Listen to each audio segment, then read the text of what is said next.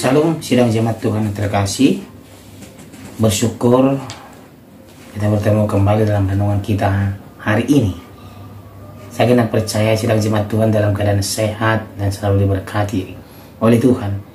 Dan mari kita bersama-sama merenungkan firman Tuhan hari ini, agar hidup kita diarahkan oleh firman Tuhan dan menjadi berkat untuk orang lain. Namun sebelum kita merenungkan firman Tuhan hari ini, kita mau menyanyi kepada Tuhan. Kita katakan kepada Tuhan, menyenangkanmu.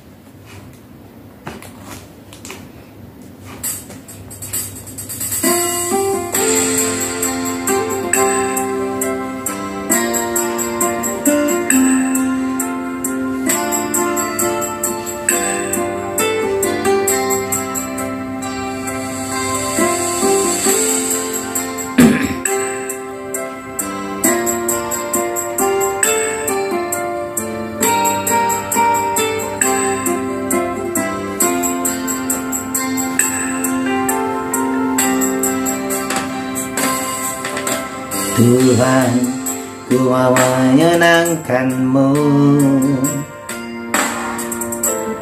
Tuhan, bentuklah hati ini jadi bejana untuk hormat-Mu, cemerlang bagai emas murni. Tuhan, ku serahkan hatiku, semua ku berikan padamu. Kuduskan hingga tulus selalu, agar aku menyenangkanmu, menyenangkanmu, senangkanmu. Hanya itu kerinduanku, menyenangkanmu, senangkan hatimu. Hanya itu kerinduanku. Amin. Firman Tuhan.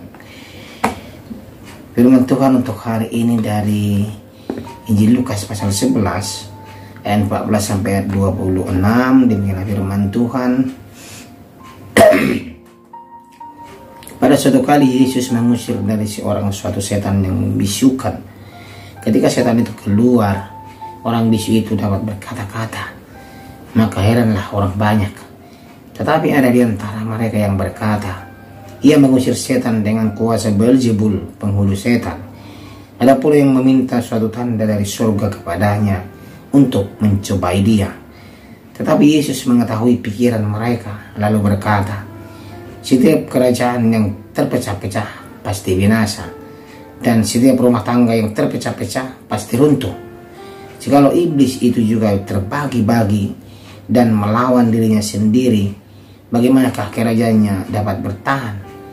Kamu berkata bahwa aku mengusir setan dengan kuasa Beelzebul. Jadi jika aku mengusir setan dengan kuasa Beelzebul, dengan kuasa apakah pengikut-pengikutmu mengusirnya? Sebab itu mereka lah yang akan menjadi hakimmu.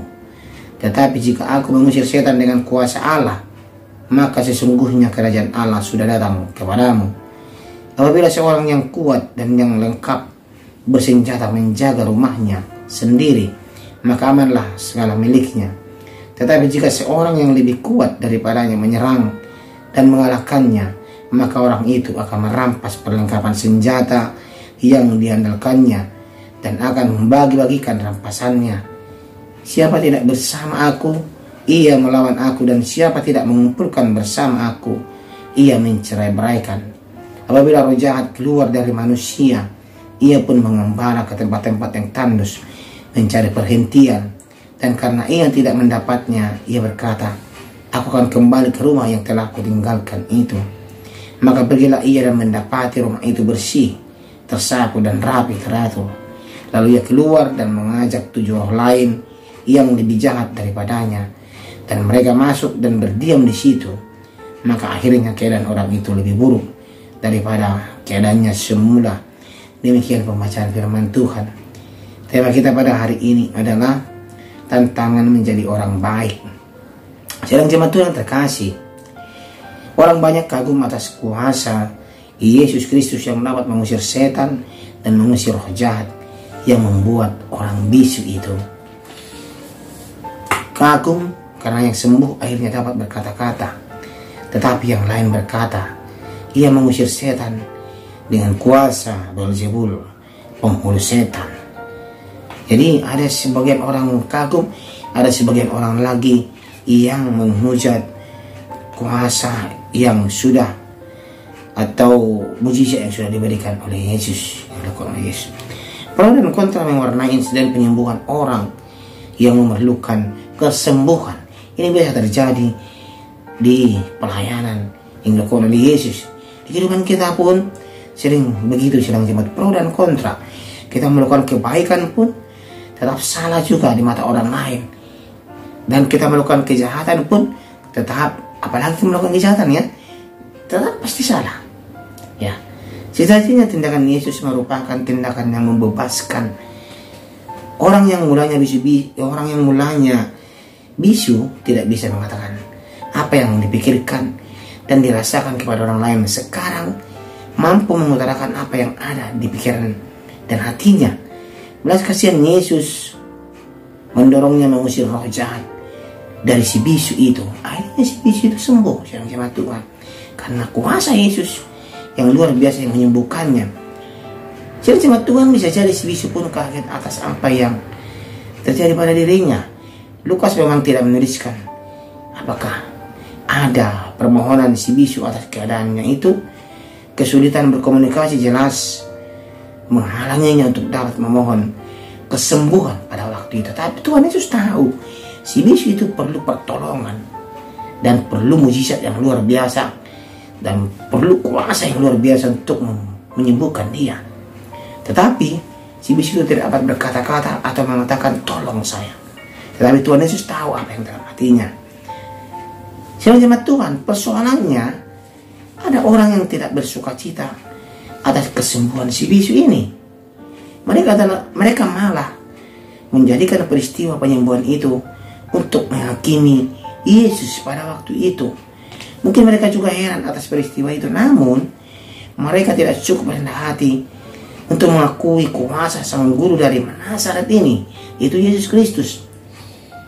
Ya, mereka mencetuskan argumen bahwa Yesus berkolaborasi dengan Beelzebul untuk mengusir roh jahat yang menyebabkan si bisu itu bisu, yang menyebabkan si bisu itu sembuh juga. Karena mereka berkata dia mengusir setan itu dengan kuasa Beelzebul. Beelzebul ini adalah kuasa setan, jemaat Tuhan. Kita tahu bahwa yang tidak senang kepada Tuhan Yesus selalu mencari cara untuk menghukum Yesus, memojokkan Yesus, atau untuk mematahkan kuasa daripada Yesus, mematahkan ajaran-ajaran daripada Yesus. Ada saja ya, Yesus pun berbuat baik selalu salah di mata orang ini. Yesus adalah Tuhan yang penuh kuasa, kita tahu itu jemaat Tuhan. Dia memahami seluruh kebutuhan manusia yang datang kepadanya untuk minta kesembuhan. Meskipun penyembuhan terjadi, tak dapat dimungkiri ada orang yang malah mempertanyakan ini dan itu. Bukannya mensyukuri kehadiran kuasa Allah dalam penyembuhan itu, malah mereka menghujat atau mempertanyakan kuasa itu. Ya, itulah susahnya jadi orang baik. Kuasa manusia Yesus tetap terjadi hingga kini.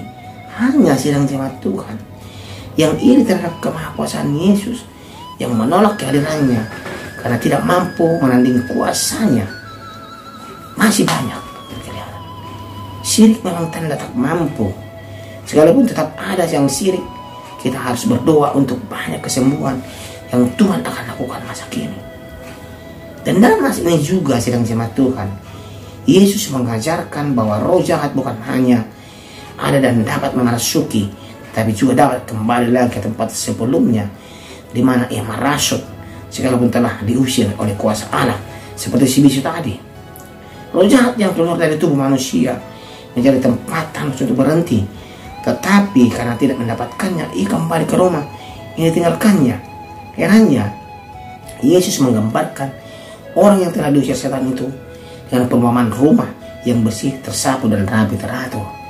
Bersih dan teratur tidak berarti hidup suci karena diisi oleh firman Allah dan hidup berpusat kepada Yesus. Namun sebaliknya, hidupnya ternyata tidak berisi, kosong melempung, tidak ada kuasa atau firman Tuhan. Lebih parah lagi, roh jahat itu datang untuk tidak sendiri. Ia mengajak roh lainnya yang memiliki kekuatan 7 roh jahat untuk menguasai tempat yang lama dan menghancurkannya. Mereka menjadi penguasa rumah kosong itu.